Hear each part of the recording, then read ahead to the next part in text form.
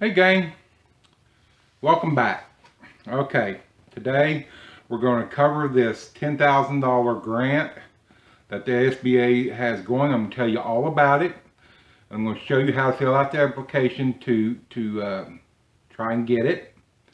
And I'm going to cover some frequently asked questions right now.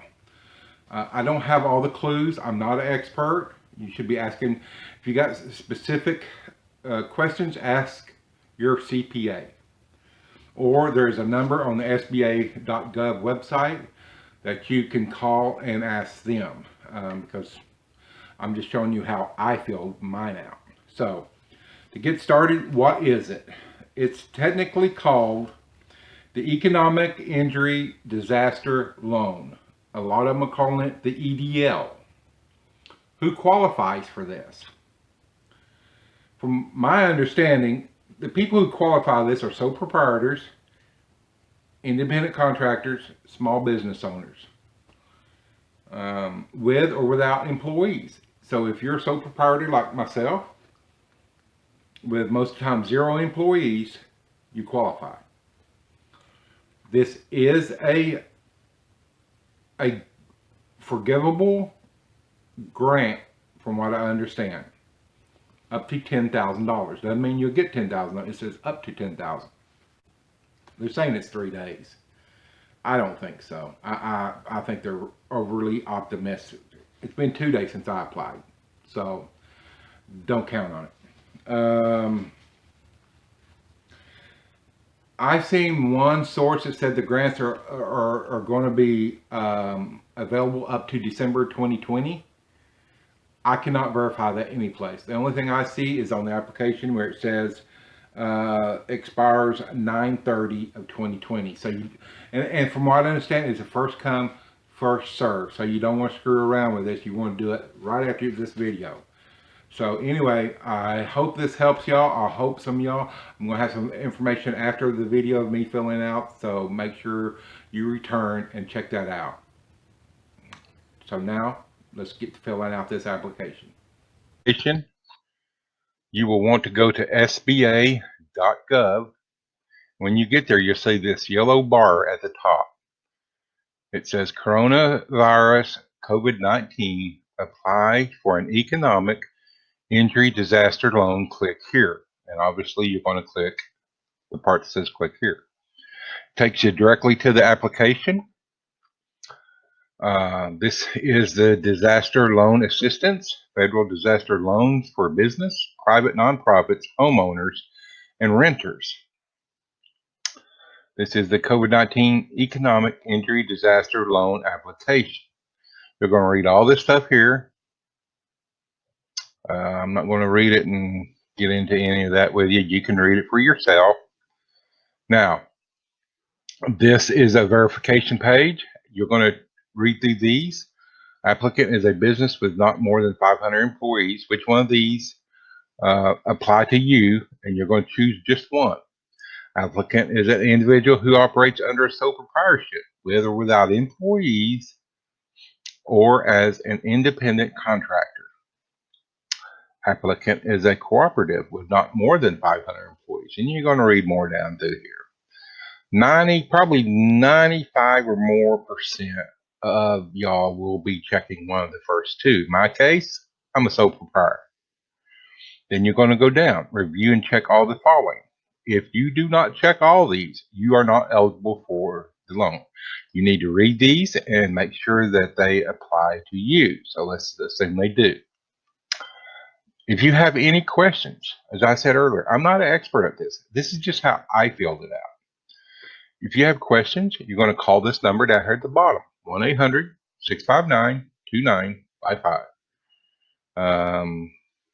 and ask them. Or you can probably email them here at disastercustomerservice@sba.gov. I don't know. I've never. Next page, once you click next, you're going to want your business name. If you're a sole proprietor, this would probably be your legal name. Would probably be your name. Let's say Bobby Booby or something. Put your trade name. Now, I don't know what you put here. I think if you have a DBA, it would probably go here. So if you're Bobby and you own Bob's Big Boy Construction Co., yeah, that's what you put in there. Now here, where it says EIN/SSN for sole proprietorship, I put in my social. It would not let me. I have an old EIN, and they say once you have one EIN, it's good for everything from there on out. So I actually had, I hate to admit this, but I had to call my ex because she has our old tax returns and ask her to look to find my old EIN, and she had it. So I was able to put an EIN number here. A EIN will go 2 digits, then it'll be a dash, and they automatically do this for you. And I don't know how many letters after that. If you put your social in here, I do not know that it will work. So don't ask me. I had an EIN. Even as a sole prop, I had a EIN. Organization type, you're going to go come down through here. Pick which one works for you. So proprietorship. Is the applicant a nonprofit organization? No, I'm not. If you are, then you put yes. Is the applicant a franchise? If you own the franchise, you will put yes. If not, you'll put no. This is another area that was kind of confusing to me. Gross revenues for the 12 months prior to the date of disaster. I put my gross revenues. Let's say in our case it's 100,000. Now here's where I may have messed up. I have to go back and look. Cost of goods sold for the 12 months prior to the date of disaster. I assume this won't, I don't understand, this may be net, or someone said it was expenses, but I don't believe it's expenses. I believe it's net. But there again, ask your accountant. You should have an accountant. It should be, don't do like I did and just dive into this, watch a couple of videos and dive into it. Okay, this is another area. Now, see, here you have a red bar and a green bar right here to the left of each text block. Green. That green means you completed it. Red, that means you haven't. These are required fields. If you do not put anything in here, it will not let you continue with the application. So you have to put something. So let's just say 8,000, whatever. Okay, now these are optional. That's the way I took it. I don't have rent property, so none of this applied to me. I went down here where it said list the secular social services product. I think I put 0 on all these. Sometimes the government, I've dealt with them enough in the past to know that sometimes they just want something. I'm trying to do this where they'll have no questions. So put 0, 0, none. Optional, probably don't have to put anything there, truthfully, but I just wanted to let them know that I knew that there was nothing there. Okay, primary business address. Put your address in here. This would be your business address. City, let's just say, I don't know, let's pick one, Denver. Colorado. Okay, why is it not giving me Colorado? There we go. Zip, I don't know, what's Colorado? Probably a 7 or 8, probably an 8 digit someplace. Business phone, put your business phone. I think Colorado's like what? I don't know, doesn't matter. This is just examples, because yours will obviously be different. Business L, Bob at bob.com. Okay, date business established. When did you establish your current business? Or when did the business you have now, when was it started? Let's say it's 01/01 of 1970. Okay, cool. Ownership date. Now, if you started a business, obviously you've owned it since January 1st, 1970.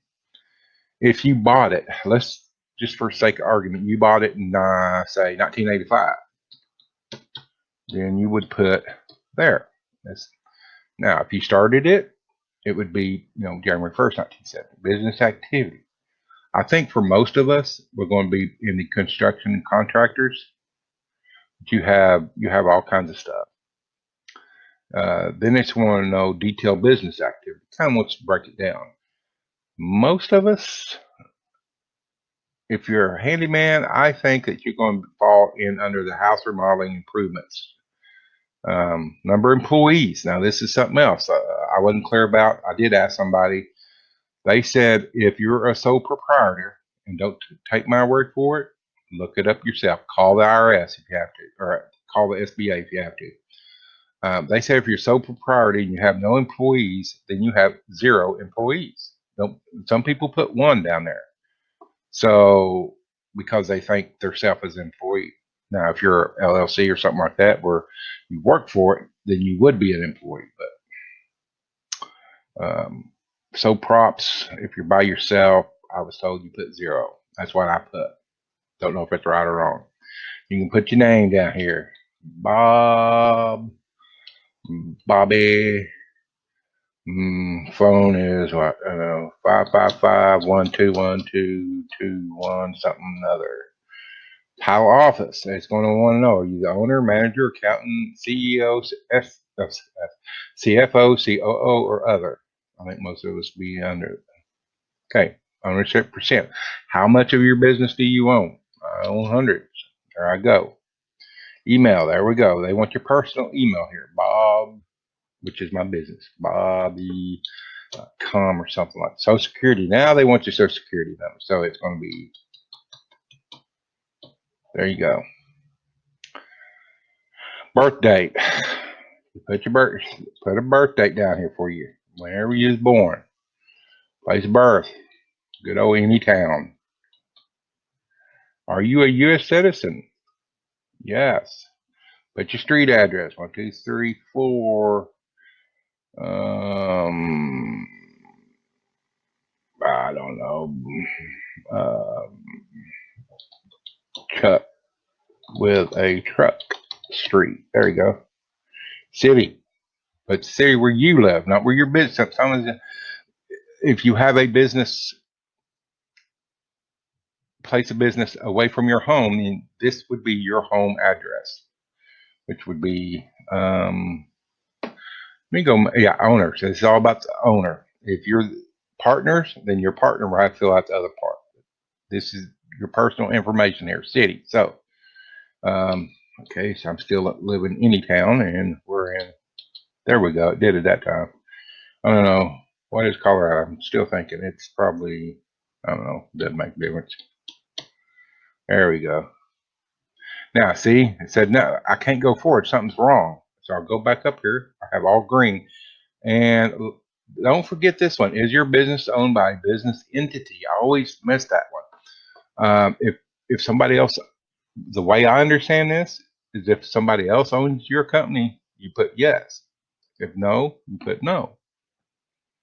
That's the way I understood it. Again, your accountant. Now, it will let me go forward.